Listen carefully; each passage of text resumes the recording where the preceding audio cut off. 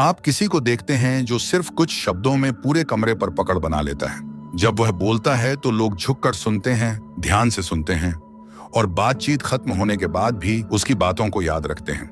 वहीं दूसरी तरफ आप हैं। आप ज्यादा बोलते हैं, बहुत ज्यादा, लेकिन लोगों की आंखें धीरे धीरे खाली सी हो जाती हैं। वे शालीनता से सिर हिलाते हैं, लेकिन मन ही मन वहां से निकलने का रास्ता ढूंढ रहे होते हैं। आप ज्यादा कह रहे हैं, पर वे कम सुन रहे हैं और आपको समझ नहीं आता कि आपकी बात असर क्यों नहीं करती, जबकि उनकी आधी मेहनत में असर कर जाती है। यह आवाज के ऊंचे या धीमे होने की बात नहीं है। यह ज्यादा मजेदार, ज्यादा प्रभावशाली या ज्यादा इंटरेस्टिंग बनने की बात भी नहीं है। यह बात है वजन की। और शब्दों में वजन तब आता है जब आपको पता हो कि कब बोलना है और कब चुप रहना है। जब आप वही कहते हैं जो सच में कहना चाहते हैं, बिना सजावट के, बिना दिखावे के। जब आप इतने मौजूद होते हैं उस पल में कि आपके शब्दों के पीछे आपका पूरा ध्यान और पूरी ऊर्जा खड़ी होती है। ज्यादातर लोग सोचते हैं कि आकर्षण जोड़ने से आता है। थोड़ा और स्मार्ट बनो, थोड़ा और मजेदार बनो, थोड़ा और करिश्माई बनो। हर खामोशी को किसी इंटरेस्टिंग बात से भर दो। लेकिन स्टोइक्स कुछ और जानते थे। आकर्षण इस बात से नहीं आता कि आप क्या जोड़ते हैं, यह इस बात से आता है कि आप क्या हटाते हैं। परफॉर्म करना बंद करो। हर वाक्य में अनुमोदन ढूंढना बंद करो। सिर्फ इसलिए बोलना बंद करो क्योंकि खामोशी आपको असहज कर रही है। जिस पल आपको ध्यान की जरूरत रहना बंद हो जाती है, उसी पल लोग आपको ध्यान देना शुरू कर देते हैं। यह कोई हेरफेर नहीं है, यह कोई ट्रिक नहीं है जिससे लोग आपको पसंद करने लगें। ये इस बात के बारे में है कि आप इस तरह बात करें जो आपके असली चरित्र को दिखाए, न कि बनाई हुई प्रतिभा को। मार्कस ऑरेलियस ने लिखा था, एक अच्छे इंसान को कैसा होना चाहिए, इस पर बहस में और समय बर्बाद मत करो, खुद वैसा बनो। यही बात यहां भी लागू होती है। दिलचस्प दिखने की एक्टिंग मत करो। अपने बोलने के तरीके और अपनी चुप्पी के जरिए सच में दिलचस्प बनो। आज मैं आपको संचार के 6 सिद्धांत दिखाऊंगा। हर सिद्धांत के साथ कुछ खास शब्द और वाक्य होंगे जो लोगों को आपके आसपास रहना चाहने पर मजबूर कर देंगे। इसलिए नहीं कि आप परफॉर्म कर रहे हैं, बल्कि इसलिए कि आप सच में मौजूद हैं। चौथा सिद्धांत वह है जिसे लोग अक्सर उल्टा समझ लेते हैं। वे सोचते हैं कि ज्यादा बोलना उन्हें ज्यादा दिलचस्प बनाता है। असल में उसका असर ठीक उल्टा होता है। अगर आप बोल बोल कर थक चुके हैं लेकिन फिर भी कोई आपको सच में सुन नहीं रहा, तो चलिए शुरू करते हैं। वाक्य 1, उसके बारे में मुझे और बताइए। सिर्फ 4 आसान शब्द, लेकिन जरा देखिए ये क्या कर देते हैं। कोई कहता है कि उसने अभी अभी गिटार सीखना शुरू किया है। ज्यादातर लोग तुरंत अपने बारे में बोलना शुरू कर देते हैं। अरे मैं भी कॉलेज में गिटार बजाता था, मैं तुम्हें अपने बैंड के बारे में बताता हूँ, तुम ये तरीका आजमाओ, मैंने यही किया था। और यही गलती हो जाती है। बातचीत अचानक उनकी नहीं, आपकी हो जाती है। सामने वाले ने अपने घर का दरवाजा खोला था और आप अंदर जाकर अपने घर की कहानी सुनाने लगे। अब वह आपकी ऐसी बात सुन रहा है जो उसने पूछी ही नहीं थी। वह शालीनता से इंतजार कर रहा है कि आप कब चुप होंगे, ताकि वह अपनी बात फिर से कह सके या फिर पूरी तरह छोड़ दे। लेकिन आप इसे अलग तरीके से करते हैं। वह गिटार का जिक्र करता है, आप कहते हैं उसके बारे में मुझे और बताइए, और फिर आप चुप हो जाते हैं। आप सच में सुनते हैं। वह नकली सुनना नहीं जहां आप मन ही मन अपना जवाब तैयार कर रहे होते हैं, बल्कि सच्चा सुनना जहां आपको सच में जिज्ञासा होती है कि वह आगे क्या कहेगा। और फिर क्या होता है, वह खिल उठता है। क्योंकि ज्यादातर लोग अपनी पूरी जिंदगी किसी ऐसे इंसान का इंतजार करते हैं जो सच में उनकी बात सुनना चाहता हो, सिर्फ अपनी बारी का इंतजार न कर रहा हो, सिर्फ दिखावे का इंटरेस्ट न दिखा रहा हो, बल्कि सच में जानना चाहता हो। यह कोई चाल नहीं है। आप असली जिज्ञासा की नकल नहीं कर सकते। लोग महसूस कर लेते हैं कि सामने वाला दिखावा कर रहा है या सच में ध्यान दे रहा है। अगर आपको सच में जानने की इच्छा नहीं है तो मत पूछिए। झूठी भागीदारी से बेहतर है चुप्पी। लेकिन जब आप सच में जिज्ञासु होते हैं, जब कोई कुछ कहता है और आप भीतर से जानना चाहते हैं, तब ये 4 शब्द सब कुछ खोल देते हैं। वह ज्यादा बोलता है, गहराई में जाता है, ऐसी बातें साझा करता है जो वह आमतौर पर नहीं करता, क्योंकि उसे आदत नहीं है कि कोई सच में उसके जवाब की परवाह करे। और यहाँ एक बात लोग समझ नहीं पाते, उन्हें याद नहीं रहता कि आपने क्या कहा था। उन्हें याद रहता है कि आपने उन्हें कैसा महसूस करवाया था। सुना जाना दुर्लभ है। यह महसूस करना कि कोई सच में आपको समझना चाहता है, यह और भी दुर्लभ है। तो जब वह उस बातचीत से जाता है, वह यह नहीं सोच रहा होता वह इंसान कितना दिलचस्प था। वह सोच रहा होता है, वाह, मैं उसके साथ बात करते हुए खुद को दिलचस्प महसूस कर रहा था। और यही एहसास उसे दोबारा आपसे बात करने की इच्छा देता है। एपिक्टेटस ने अपने विद्यार्थियों से कहा था, हमारे पास 2 कान और 1 मुंह है ताकि हम बोलने से 2 गुना सुन सकें। वह जानते थे कि सुनना निष्क्रिय नहीं है, यह सक्रिय है। यहीं असली जुड़ाव पैदा होता है। आप वहां प्रभावशाली दिखने नहीं आए हैं, आप वहां रुचि लेने आए हैं। और इस दुनिया में जहां हर कोई खुद को साबित करने में लगा है, किसी और की बात में सच्ची, बिना जल्दबाजी वाली रुचि लेना चुंबकीय होता है। देखिए क्या बदलता है। बातचीत जल्दी गहरी होने लगती है। लोग आपके सामने ऐसे खुलते हैं जैसे दूसरों के सामने नहीं खुलते। जब उन्हें कुछ सच्ची बात करनी होती है, वे आपको ढूंढते हैं। इसलिए नहीं कि आपने बड़ी सलाह दी, इसलिए नहीं कि आपने कोई रोमांचक कहानी सुनाई, बल्कि इसलिए कि आपने उन्हें महसूस करवाया कि उनकी बात सुनी गई। यही ताकत है उन 4 शब्दों में, सिर्फ उन्हें कह देने में नहीं, बल्कि उन्हें सच्चे अर्थ में कहने में। अब दूसरा वाक्य। लोग इससे बचते हैं क्योंकि उन्हें लगता है कि इससे वे कमजोर दिखेंगे। असल में इसका असर ठीक उल्टा होता है। वाक्य 2, मुझे नहीं पता। सिर्फ 3 शब्द, और ज्यादातर लोग इन्हें कहने से डरते हैं। कोई आपसे किसी ऐसे विषय पर राय पूछता है जिसके बारे में आप ज्यादा नहीं जानते। आपकी पहली प्रवृत्ति क्या होती है? कुछ बना लेना, ऐसा जवाब देना जो समझदार लगे, एक धुंधला सा उत्तर देना जिसका मतलब कुछ भी निकल सकता हो, घुमा फिराकर बात करना ताकि यह साफ ना हो कि आपको सच में कुछ पता नहीं। क्यों? क्योंकि अज्ञान स्वीकार करना कमजोरी जैसा लगता है, जैसे आप कमतर हैं, जैसे आपको यह पता होना चाहिए था, और अगर नहीं पता तो शायद आप में ही कोई कमी है। लेकिन जरा देखिए, जब कोई ज्ञान का दिखावा करता है तो क्या होता है? आप बातचीत में उससे किसी ऐसी चीज पर सवाल पूछा जाता है जो उसे नहीं आती। वह साफ कह सकता था, मुझे नहीं पता, लेकिन वह एक राय गढ़ देता है और आप महसूस कर लेते हैं उसके शब्द सही लगते हैं पर खाली होते हैं। आवाज में आत्मविश्वास होता है पर गहराई नहीं। वह भरोसा नहीं जगा रहा, वह आत्मविश्वास की एक्टिंग कर रहा है। और अब आपके मन में सवाल उठता है, अगर यह इस बात पर नकली यकीन दिखा सकता है तो और किस बात पर दिखा रहा होगा? क्या मैं इसकी किसी भी दृढ़ बात पर भरोसा कर सकता हूँ? नकली ज्ञान उसे समझदार नहीं दिखाता, वह उसे असुरक्षित दिखाता है, जैसे उसे जरूरत है कि आप उसे हवन से हर चीज का जानकार समझें। अब किसी सच में आत्मविश्वासी व्यक्ति को देखिए, वही सवाल। वह थोड़ा रुकता है, फिर कहता है, मुझे नहीं पता। बस, न कोई लंबी सफाई, न अपने अज्ञान के लिए माफी, न तुरंत विषय बदलना, सिर्फ 3 शांत शब्द। जैसे यह कोई संकट नहीं है कि वह हर विषय का विशेषज्ञ नहीं है। और उसी पल आप उस पर ज्यादा भरोसा करने लगते हैं, क्योंकि अगर वह इस बात पर ईमानदार है कि उसे क्या नहीं पता, तो वह शायद इस पर भी ईमानदार होगा कि उसे क्या पता है। जब वह दृढ़ता से कुछ कहेगा, उसका वजन होगा, क्योंकि वह हर बात में अभिनय नहीं कर रहा, वह सीधा है। सोक्रेट्स ने कहा था, मैं इतना जानता हूं कि मैं कुछ नहीं जानता। यह झूठी विनम्रता नहीं थी, यह समझ थी कि बुद्धिमत्ता की शुरुआत अपनी सीमाओं को स्वीकार करने से होती है। असुरक्षित लोग हर विषय में जानकार दिखना चाहते हैं। आत्मविश्वासी लोग आराम से कहते हैं, मुझे नहीं पता, क्योंकि उनका मूल्य हर सवाल का जवाब देने पर निर्भर नहीं है। वे इतने सुरक्षित हैं कि अपनी सीमा मान सकें। जब आप इन 3 शब्दों का ईमानदारी से उपयोग करना शुरू करते हैं, बहुत कुछ बदलता है। लोग आपके आसपास सहज हो जाते हैं। उन्हें आपके अहंकार से मुकाबला नहीं करना पड़ता। उन्हें यह डर नहीं रहता कि आप हर बात में उन्हें पीछे छोड़ने की कोशिश करेंगे। और जब आप सच में किसी विषय पर निश्चित होकर बोलते हैं, लोग ध्यान से सुनते हैं, क्योंकि आपने यह साबित कर दिया है कि आप समझदार दिखने के लिए नहीं बोलते, आप सच बोलने के लिए बोलते हैं। आपके शब्दों में वजन इसलिए है क्योंकि आपने दिखाया है कि जहां वजन नहीं है, वहां आप उसे जोड़ते नहीं। एक जाल भी है, मुझे नहीं पता को झूठी विनम्रता की तरह इस्तेमाल करना। अरे मुझे तो इस बारे में कुछ नहीं पता, और फिर पूरा पैराग्राफ बोल देना जिससे साबित हो जाए कि आपको काफी कुछ पता है। वह भी अभिनय ही है। जब नहीं पता तो साफ कहिए, फिर या तो चुप रहिए, या अगर सच में जिज्ञासा है तो कहिए, मुझे नहीं पता। क्या हम इसे साथ में समझें? न अज्ञान का दिखावा, न ज्ञान का दिखावा, सिर्फ ईमानदारी।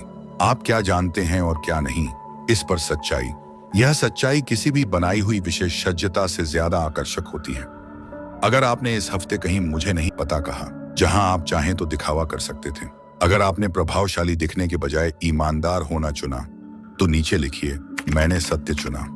इसलिए नहीं कि आप बताना चाहते हैं आपको क्या नहीं आता, बल्कि इसलिए कि आपने उस पल को पहचाना जहां आपने प्रभाव से ऊपर ईमानदारी को रखा। यही छोटा सा चुनाव बार बार शांत तरीके से दोहराया गया, नकली अधिकार नहीं, सच्चा विश्वास बनाता है। अब तीसरा वाक्य, यह आपको उस जाल से बचाता है जिसमें ज्यादातर लोग फंस जाते हैं, जब कोई अपनी समस्या आपके साथ साझा करता है। वाक्य 3, यह सच में कठिन लगता है। कोई आपके साथ अपनी समस्या बांटता है, काम का दबाव बहुत बढ़ गया है, रिश्ता टूटने की कगार पर है, वह हर चीज संभालते संभालते थक चुका है, और आपकी पहली प्रवृत्ति क्या होती है? वही जो लगभग हर कोई करता है, तुरंत समाधान देना। तुमने यह तरीका अपनाया, ऐसा क्यों नहीं करते? जब मैं ऐसी स्थिति में था, मैंने यह किया। आपको लगता है आप मदद कर रहे हैं, पर असल में आप उनकी बात को हल्का कर रहे हैं। उन्होंने जो सुना वह यह नहीं था, यह एक उपाय है। उन्होंने यह सुना, यह तो आसान है, तुमने अब तक समझा क्यों नहीं? ज्यादातर लोग अपनी समस्या इसलिए नहीं बताते कि आप उसे ठीक कर दें। वे बताते हैं क्योंकि उन्हें सुना जाना है, क्योंकि वे भीतर कुछ भारी लेकर घूम रहे हैं, और उसे जोर से किसी सच्चे श्रोता के सामने कह देना ही उसे हल्का कर देता है। लेकिन जब आप सीधे समाधान पर कूद पड़ते हैं, आप उन्हें यह संकेत देते हैं कि उनकी परेशानी इतनी जटिल नहीं है, कि जो बात आपने 5 सेकंड में सोच ली, वही महीनों से उनके जीवन में चल रही समस्या को खत्म कर देगी। अब वे और बुरा महसूस करते हैं। समस्या तो है ही, साथ में यह भी लगने लगता है कि शायद वे मूर्ख हैं, जो आपके आसान उपाय से उसे हल नहीं कर पाए। अब देखिए क्या होता है जब आप कहते हैं, यह सच में कठिन लगता है। सिर्फ 3 शब्द। आप न ठीक कर रहे हैं, न तुलना कर रहे हैं, न छोटा बना रहे हैं। आप बस यह मान रहे हैं कि जो वे झेल रहे हैं वह कठिन है, और यह स्वीकार करना कि उनका संघर्ष सच है, उन्हें वह देता है जो उन्हें और कहीं नहीं मिल रहा। अपनी भावना को बिना बचाव के महसूस करने की अनुमति, बिना तुरंत हल ढूंढने के दबाव के। वे बोलते रहते हैं क्योंकि आपने सलाह देकर उन्हें रोक नहीं दिया। आपने उन्हें जोर से सोचने की जगह दी, और जोर से सोचना किसी ऐसे व्यक्ति के सामने जो उन्हें ठीक करने की कोशिश नहीं कर रहा। यही वह तरीका है जिससे अधिकतर लोग खुद समझते हैं कि उन्हें क्या करना है, आपके उपाय से नहीं। अपने ही विचारों को सुनकर जब आप बिना निर्णय किए सुनते हैं, यही उपहार है। आपकी बुद्धि नहीं, आपका धैर्य। मार्कस ऑरेलियस ने लिखा था, दूसरों के प्रति सहनशील रहो और अपने प्रति कठोर। ज्यादातर लोग उल्टा करते हैं, दूसरों से कहते हैं बस यह कर लो, इतना भी कठिन नहीं है, और जब खुद संघर्ष करते हैं तो अपने लिए नरम हो जाते हैं। पर असली शक्ति यह है कि आप दूसरों की कठिनाइयों के प्रति धैर्य रखें और अपने लिए ऊंचे मानक रखें। जब कोई अपनी समस्या बताता है, उसे आपकी कठोरता नहीं चाहिए, उसे सहनशीलता चाहिए। यह समझ कि जो उसके लिए कठिन है वह सच में कठिन है, चाहे आपके लिए न हो। और फिर क्या बदलता है? लोग आपको सतही शिकायतें नहीं बताते, वे गहरी बातें लाते हैं, क्योंकि आपने साबित कर दिया है कि आप तुरंत उन्हें ठीक करने या छोटा करने नहीं लगेंगे। आप सुनेंगे, स्वीकार करेंगे, जगह देंगे, और वही जगह जहां कोई बिना जज हुए, बिना ठीक किए जाने के दबाव के संघर्ष कर सकता है, वहीं सच्चा जुड़ाव जन्म लेता है। आप सुरक्षित व्यक्ति बन जाते हैं, विश्वसनीय। इसलिए नहीं कि आपके पास हर उत्तर है, बल्कि इसलिए कि आप होने का दिखावा नहीं करते। अगर उन्हें सलाह चाहिए होगी, वे पूछेंगे, आप क्या करते? तब आप कह सकते हैं, जब मैं ऐसी स्थिति में था, यह मेरे काम आया। शायद तुम्हारे लिए ना काम करे, पर अगर चाहो तो देख सकते हो। आप उनके जीवन के विशेषज्ञ नहीं हैं, आप उनके संघर्ष के साक्षी हैं, और कई बार सिर्फ साक्षी होना ही पर्याप्त होता है। अब चौथा सिद्धांत, यह सबसे कठिन अनुशासन है। ज्यादातर लोग इसे कभी नहीं साध पाते, लेकिन यही वह चीज है जो आपके हर शब्द को सच में मायने देती है। वाक्य 4, मौन। ज्यादातर लोग इससे डरते हैं। बातचीत में एक छोटा सा विराम आता है और वे घबरा जाते हैं। जल्दी से कुछ बोलो, कुछ भी बोलो, बेमतलब की टिप्पणियां, ऐसी कहानियां जो किसी ने मांगी ही नहीं, ऐसी बातें जो कुछ जोड़ती नहीं, बस जगह भरती हैं। क्योंकि मौन उन्हें असफलता जैसा लगता है, जैसे बातचीत मर रही हो और उसे जिंदा रखना उनका कर्तव्य हो, और वह भी ज्यादा बोलकर। तो वे बोलते जाते हैं, और जितना ज्यादा बोलते हैं लोग उतना कम सुनते हैं, क्योंकि बिना वजन के शब्द सिर्फ शोर होते हैं। धीरे धीरे आपने आसपास के लोगों को सिखा दिया है कि आपके शब्द शोर हैं, लगातार, हल्का, आसानी से अनदेखा किया जाने वाला शोर। अब किसी ऐसे व्यक्ति को देखिए जो मौन में सहज है, वह समूह में है, सब बोल रहे हैं, वह चुप है। इसीलिए नहीं कि उसके पास कहने को कुछ नहीं, बल्कि इसलिए कि अभी तक कुछ ऐसा आया ही नहीं जो कहने योग्य हो। कोई उससे सवाल पूछता है, वह तुरंत जवाब नहीं देता, 3 सेकंड रुकता है, सोचता है, फिर बोलता है एक साफ बात, और बस, और सब सुन रहे होते हैं। क्यों? क्योंकि उसके बोलने से पहले का मौन कमरे को झुककर सुनने पर मजबूर कर देता है। वह विराम संकेत देता है, अब जो आने वाला है वह महत्व रखता है, और जब वह अपनी बात खत्म करता है, वह बात की जगह को भी नहीं भरता, वह बात को बैठने देता है, दूसरों को प्रतिक्रिया देने देता है, या अगर जरूरत हो तो मौन को रहने देता है।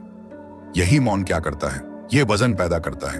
जब आप कम बोलते हैं, आपके शब्दों में बल होता है। जब आप चुप रहने में सहज होते हैं, दूसरे लोग आपके आसपास मौन से असहज होने लगते हैं और उसे भरने की कोशिश करते हैं।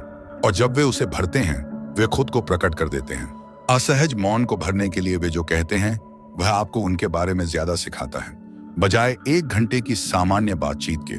आप देखते हैं कि वे असहज होने पर कैसे प्रतिक्रिया देते हैं, उनके पैटर्न, उनकी असुरक्षाएं, वे सच में क्या सोचते हैं और वे क्या अभिनय करते हैं। लेकिन यह तभी काम करता है जब आपका मौन सच में सहज हो। अगर आप भीतर से बेचैन हैं, किसी के बोलने का इंतजार कर रहे हैं ताकि असहजता खत्म हो जाए, तो लोग वह बेचैनी महसूस कर लेते हैं। आपकी घबराहट उन्हें भी असहज कर देती है।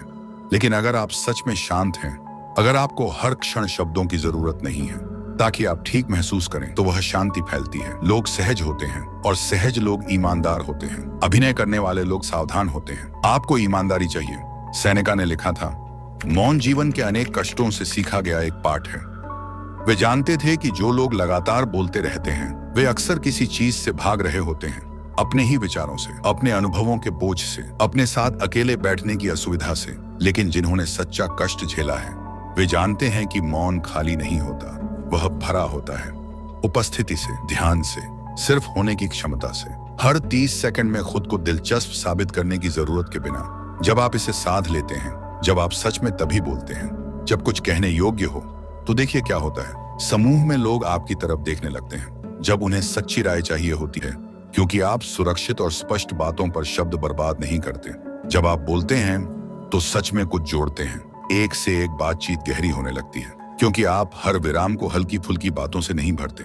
आप मौन को काम करने देते हैं और गहराई मौन में जन्म लेती है। लोग चुप्पी में ऐसी बातें कह देते हैं जो वे लगातार शोर में कभी नहीं कहेंगे। यह ठंडा बनने के बारे में नहीं है, यह रोक कर रखने के बारे में नहीं है, यह इतना उपस्थित होने के बारे में है कि आपको जगह भरने के लिए शब्दों की जरूरत न पड़े। आपकी उपस्थिति ही पर्याप्त हो। और यह उपस्थिति सिर्फ होने की वह दुर्लभ सहजता चुंबकीय होती है। अगर अभी आपको एहसास हुआ कि आप मौन इसलिए भरते हैं क्योंकि आप उससे असहज हैं, अगर चौथा सिद्धांत आपको भीतर तक छू गया, तो इसे याद रखिए। अगली बार जब आप सिर्फ जगह भरने के लिए बोलने वाले हों, कम बोलना आपके शब्दों को अधिक अर्थ देता है।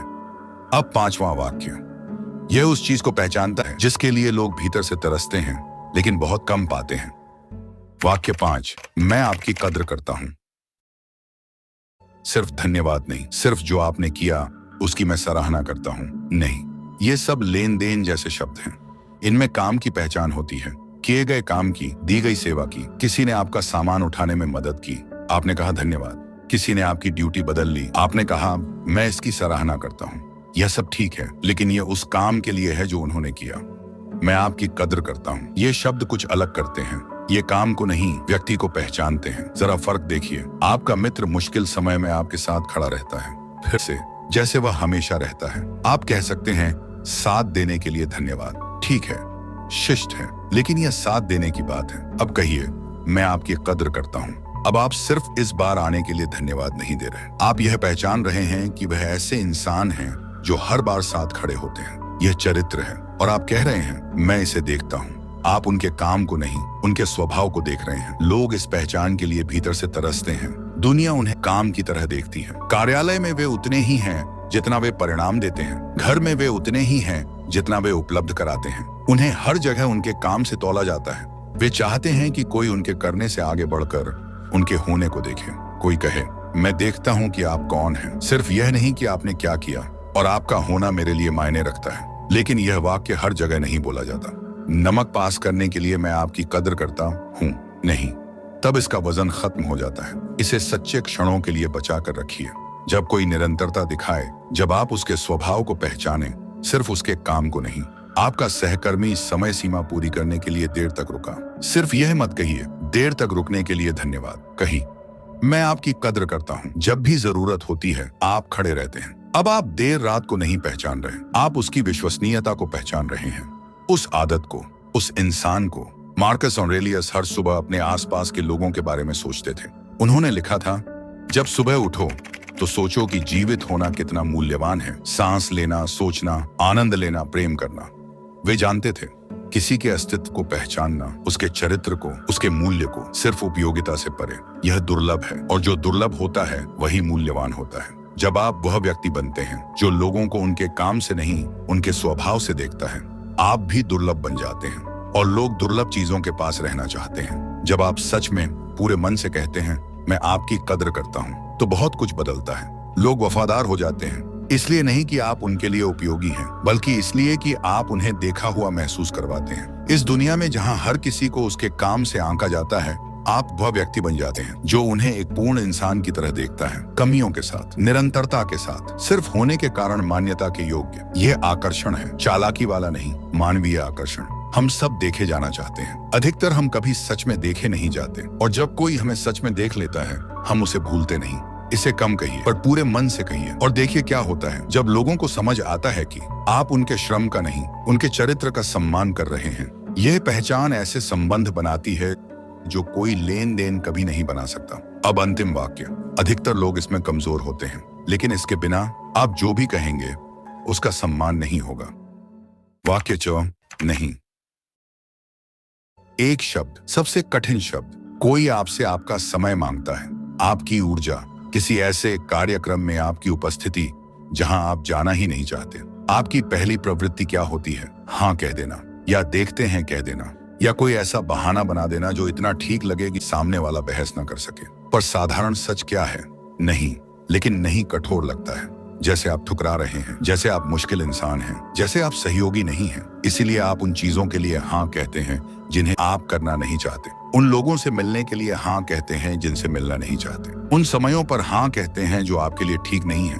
और हर बार जब आप हाँ कहते हैं जबकि भीतर से नहीं होता है, आप लोगों को सिखाते हैं कि आपका समय मूल्यवान नहीं है, कि आप हर किसी के लिए हर समय उपलब्ध हैं, कि आपकी सीमाएं हैं ही नहीं। जरा देखिए उन लोगों को जो नहीं नहीं कह पाते। वे थके हुए हैं, भीतर से खिन्न हैं, ऐसी प्रतिबद्धताओं में उलझे हैं जिनकी उन्हें परवाह नहीं। उनकी दिनचर्या भरी हुई है, पर जीवन खाली है, क्योंकि उन्होंने अपना समय दूसरों की प्राथमिकताओं को दे दिया और अपने लिए कुछ नहीं बचाया। और लोग उन्हें ज्यादा सम्मान नहीं देते, बल्कि कम देते हैं, क्योंकि जो व्यक्ति हर बात पर हाँ कहता है वह यह बता रहा है कि उसका समय बचाने लायक नहीं है। और अगर आप उसे मूल्य नहीं देंगे तो और कोई क्यों देगा? अब किसी ऐसे व्यक्ति को देखिए जो नहीं कह सकता है। कोई उससे कुछ करने को कहता है, वह रुकता है, सच में सोचता है, क्या मैं यह करना चाहता हूँ? अगर उत्तर नहीं है तो वह कहता है, नहीं मैं नहीं कर पाऊंगा। बस न लंबी माफी, न झूठा बहाना, न शायद अगली बार जो आगे दबाव का दरवाजा खुला छोड़ दे। सिर्फ स्पष्ट, सरल, अंतिम नहीं। सामने वाला चौंक सकता है, थोड़ा नाराज भी हो सकता है, लेकिन भीतर से वह सम्मान करेगा, क्योंकि उसने अभी कुछ दुर्लभ देखा। एक व्यक्ति जो जानता है कि उसके समय की कीमत क्या है और उसे बचाता है। आपकी हाँ तभी अर्थ रखती है जब आपकी नहीं सच्ची हो। अगर आप हर चीज पर हाँ कहते हैं तो आपकी हाँ कोई चुनाव नहीं है, वह आपकी आदत है। लेकिन जब लोग जानते हैं कि आप नहीं कह सकते हैं, कि आपने पहले भी सीमाएं तय की हैं, तो आपकी हाँ मूल्यवान हो जाती है। जब आप कहीं उपस्थित होते हैं, लोग जानते हैं कि आप चुने हुए आए हैं, कमजोरी से नहीं। एपिक्टेटस ने सिखाया था, पहले समझो कि तुम क्या कह रहे हो, फिर बोलो। अधिकतर लोग हाँ कहते समय यह नहीं सोचते कि उसका अर्थ क्या है।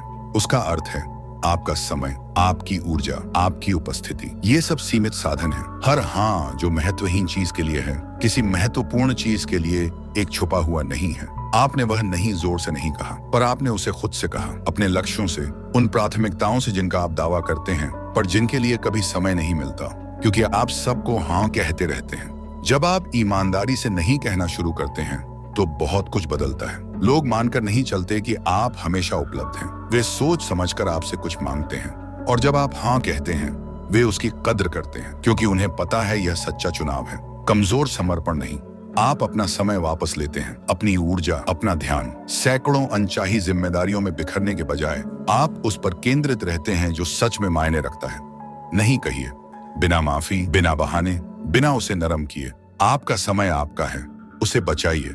और देखिए, जब लोगों को समझ आता है कि आपकी उपस्थिति सबके लिए गारंटी नहीं है, तब वे उसकी कितनी कदर करते हैं। सीमाएं लोगों को दूर नहीं करती, वे उन लोगों को आकर्षित करती हैं जो योग्य हैं, और उन लोगों को छांट देती हैं जो सिर्फ इसलिए आपके पास थे क्योंकि आप मना नहीं कर पाते थे। ये 6 सिद्धांत, जिज्ञासा, ईमानदारी, स्वीकृति, मौन, पहचान और सीमाएं, ये कोई चालें नहीं हैं। ये आपके चरित्र का दिखाई देने वाला रूप है, आपके बोलने के तरीके में, आकर्षण शब्दों से नहीं आता, वह आपके चरित्र से आता है। आप शब्द बोलते समय कौन हैं, यही लोगों को खींचता है। ध्यान दीजिए, इनमें से कोई भी अभिनय नहीं मांगता, ये उपस्थिति मांगते हैं। इतनी रुचि कि आप सच में सुन सकें, इतना आत्मविश्वास कि आप कह सकें मुझे नहीं पता, इतना धैर्य कि आप बिना समाधान दिए स्वीकार कर सकें, इतनी सहजता कि मौन को शोर से न भरें, इतना ध्यान कि आप लोगों को उनके काम से आगे देख सकें, इतनी शक्ति कि आप अपने समय की रक्षा कर सकें। स्टोइक दार्शनिक समझते थे, आकर्षण जोड़ने से नहीं आता, घटाने से आता है।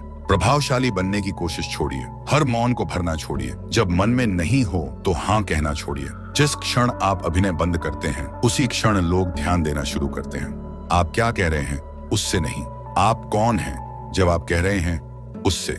अगर इसने आपके बोलने का तरीका बदल दिया है तो इसे याद रखिए, इसे साझा कीजिए उस व्यक्ति के साथ जो सुनने से ज्यादा बोलता है। सबसे आकर्षक काम क्या है? आकर्षक बनने की कोशिश छोड़ देना। बस उपस्थित रहिए, बाकी सब अपने आप पीछे आएगा।